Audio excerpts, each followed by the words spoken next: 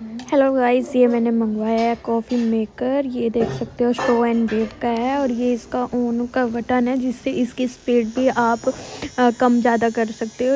ये 3 लेवल तक speed maintain करता है और फिर यहीं से ये ऑफ ऑन हो जाता है। इसकी लाइट ऑन होती है और ये चार्ज होता है। चार्ज करने के बाद इसको यूज़ कर सकते हैं हम आराम से। ये काफ़ी लंबे टाइम तक चलता है और ज़्यादा मतलब टाइम भी नहीं लगाता है कॉफ़ी को अच्छे से वो करने के लिए। ये देखो मैंने कितना अच्छा पेस्ट बनाया है। ये इधर मैंने दूध रखा हुआ था और पेस्ट बनाने के बाद मैंने मिक्स भी इसी से कर दिया।